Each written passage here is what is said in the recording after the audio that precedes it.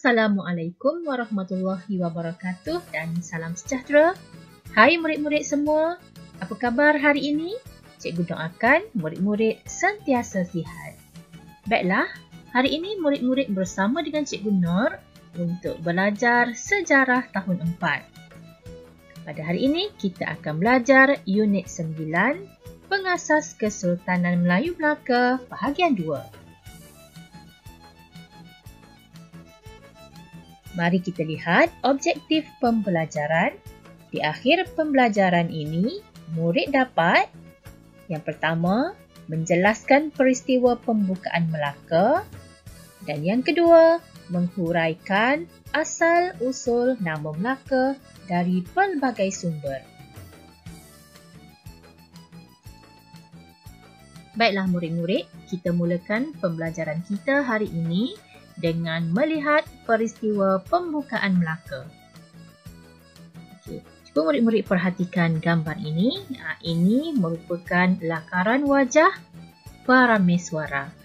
Okey, kebijaksanaan Parameswara sebagai tokoh terbilang terbukti apabila beliau berjaya memilih tempat yang baik untuk membuka sebuah kerajaan baru. Apakah nama kerajaan baru yang dibentuk oleh Parameswara? Mari kita belajar seterusnya. Okey, Parameswara dan pengikutnya berlayar meninggalkan Sening Ujong dan sampai ke muara Sungai Bertam. Okey murid-murid, dalam pelajaran lepas, murid-murid telah mengetahui bahawa Parameswara merupakan seorang anak raja dari Palembang.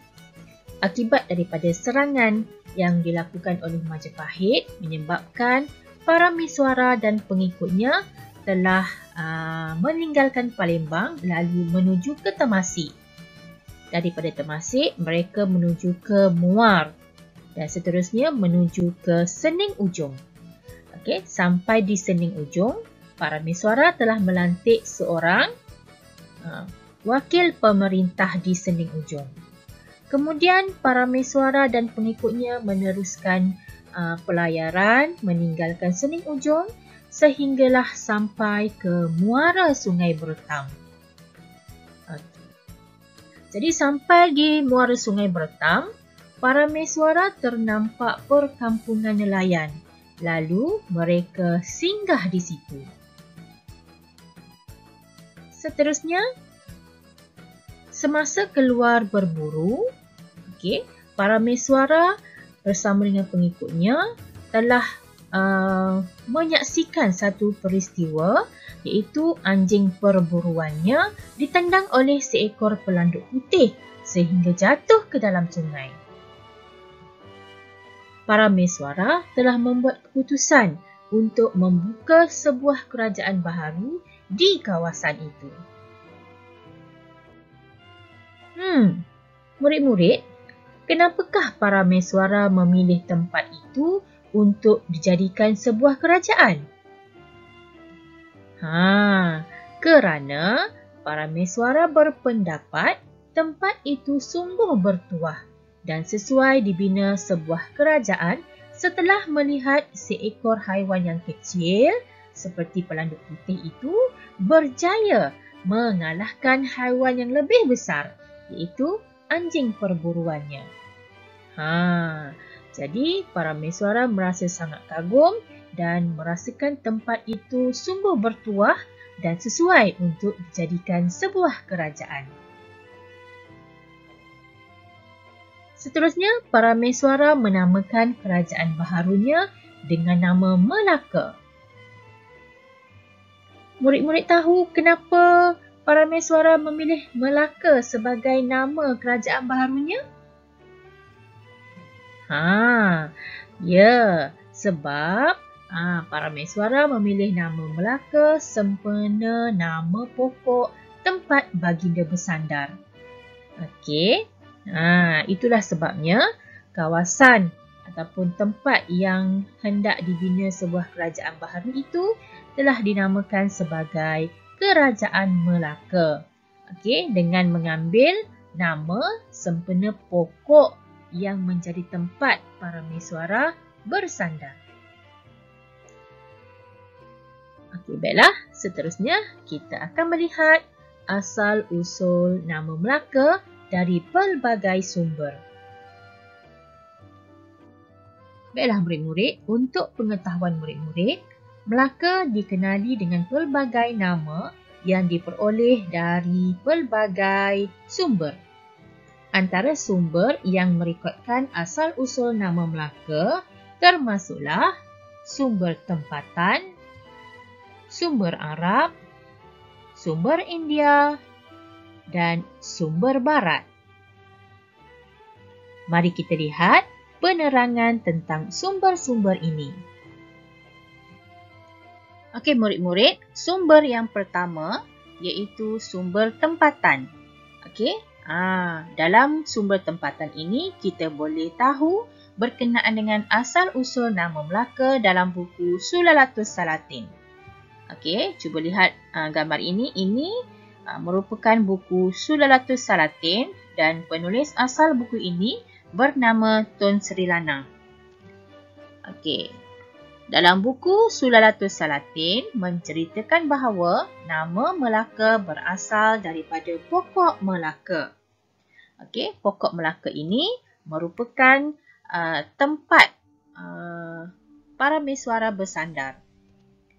Dan pada ketika para mesuara sedang bersandar pada pokok Melaka ini, para mesuara telah melihat satu peristiwa di mana pelanduk putih telah menendang anjing perburuannya sehinggalah anjingnya jatuh ke dalam sungai. Maka para mesuara merasakan tempat yang mereka berada pada ketika itu adalah sebuah tempat yang sangat bertuah dan sesuai untuk dijadikan kerajaan. Lalu para mesuara menamakan tempat itu sebagai Melaka, sempena nama pokok tempat baginda sedang bersandar. Okey, dan itulah asal-usul nama Melaka mengikut catatan dalam buku Sulalatus Salatin. Okey, seterusnya kita hendak melihat asal-usul nama Melaka daripada sumber Arab. Okey, menurut sumber Arab, sumber Arab menyebut Melaka sebagai Malakat. Okey, Malakat bermaksud perhimpunan segala dagang. Seterusnya kita melihat sumber India. Okey, mengikut mitos Hindu, Melaka disebut Amalaka. Iaitu pokok pertama yang tumbuh di alam semesta. Amalaka bermaksud pokok pertama yang tumbuh di alam semesta. Okey, ini mengikut sumber India. Seterusnya kita melihat sumber Barat. Okey, sumber Barat ini merujuk kepada buku Suma Oriental yang ditulis oleh Tom Pires. Okey, ini buku Suma Oriental.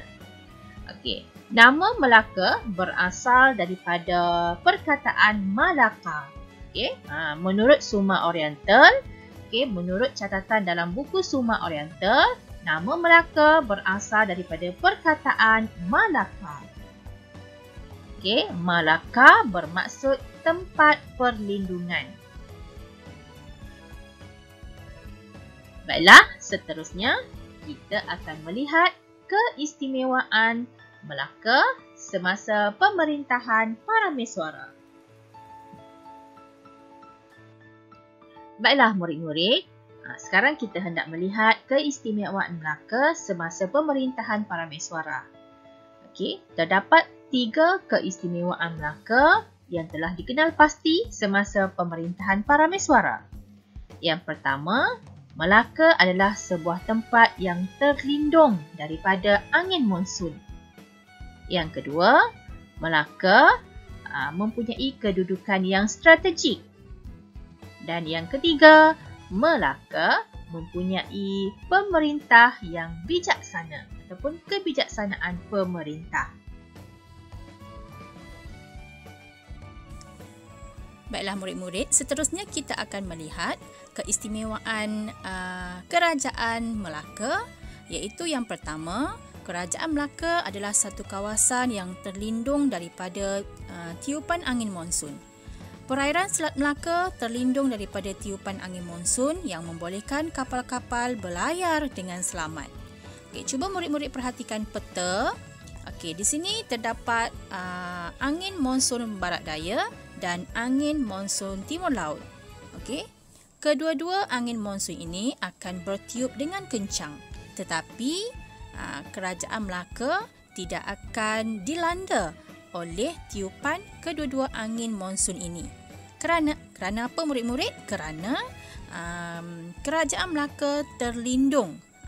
Terlindung daripada tiupan angin monsun ini. Cuba murid-murid tengok dalam peta tu. Kalau angin itu bertiup daripada barat, iaitu angin monsun barat daya, kawasan Kerajaan Melaka akan terlindung dengan kepulauan yang memanjang itu. Nampak tak?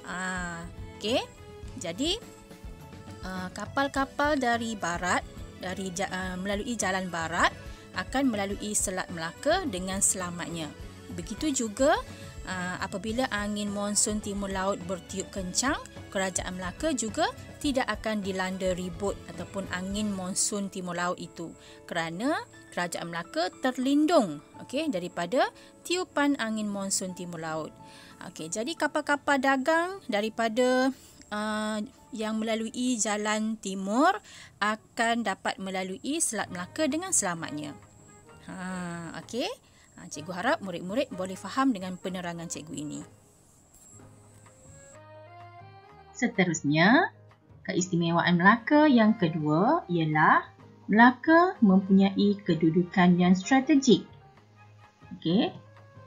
Melaka berada pada kedudukan yang strategik di antara jalan laut timur dan barat.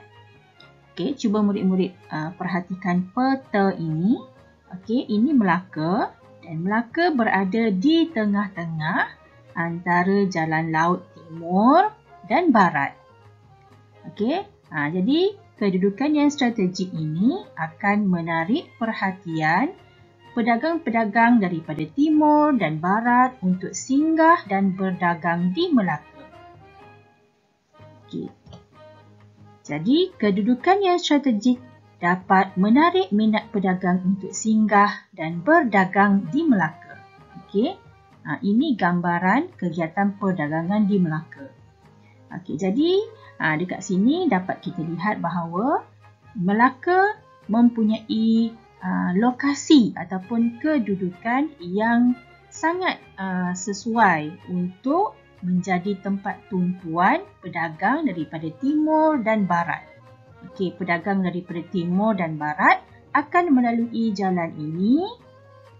Untuk pedagang daripada timur, mereka hendak pergi ke barat, mereka akan melalui Selat Melaka ini. Begitu juga dengan pedagang daripada barat, mereka hendak pergi ke timur, mereka akan melalui Selat Melaka ini untuk pergi ke timur. Sebab apa? Sebab jalan ini, jalan laut ini selamat daripada tiupan angin kencang. Yang kita tengok pada awal tadi kan?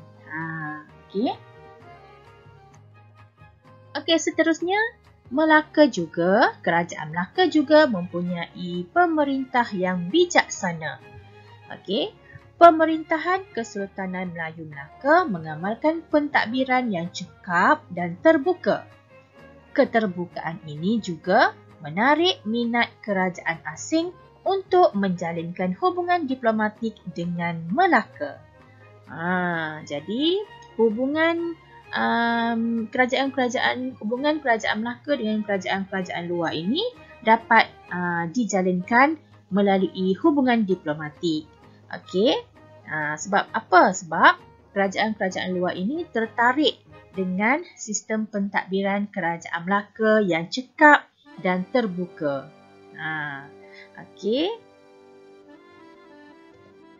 Baiklah, kesimpulannya, pembukaan Melaka telah menjadi asas kepada pemerintahan kerajaan-kerajaan selepasnya.